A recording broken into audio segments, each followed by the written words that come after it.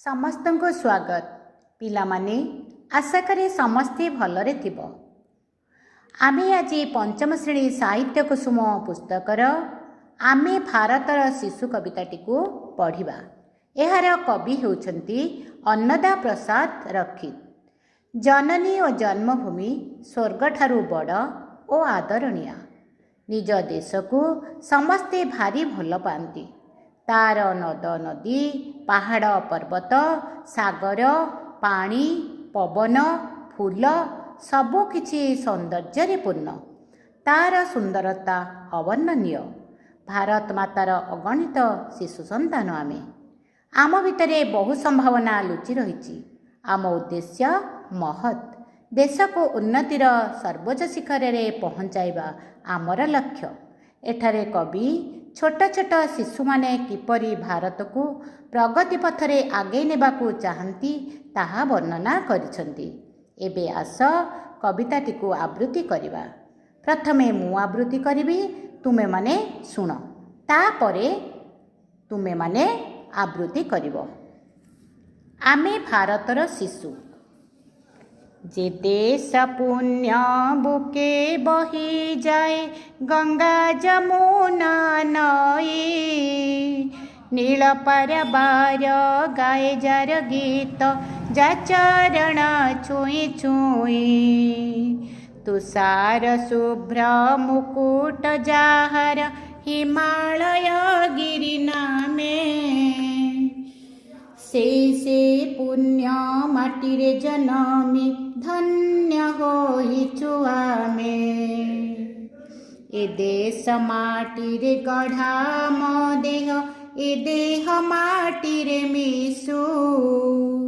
ए भारतर संतान आमे आमे अगणित शिशु।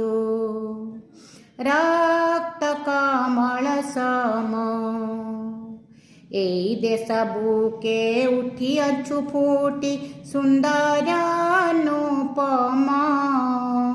रक्त कमल सम सुरभि छुटाई दिग महकाई नवतरु शाखे दोली।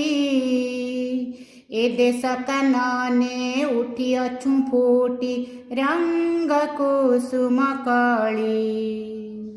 मरु प्रांतर रे छुटाइबु आमे अमृतर बारी धारा।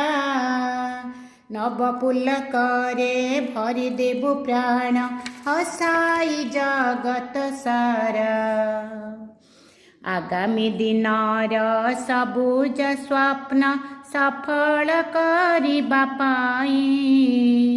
सत सरगर आशीष झराई आमे जे आसीछु धाई।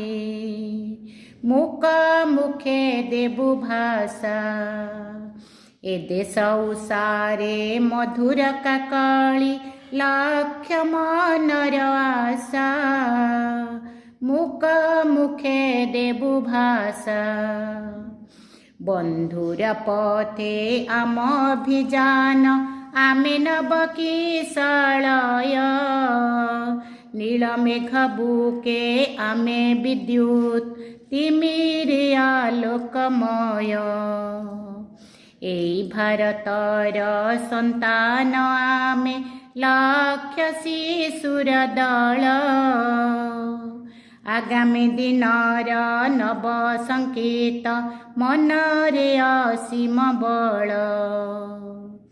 ए देश माटीरे गढ़ा म देह ए देह माटीरे मिशु।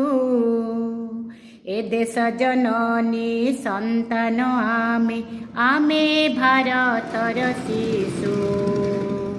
उदय तपन सम ऊर्ध्वरे शिर तोली आमे जाणु जलिबा मर धर्म।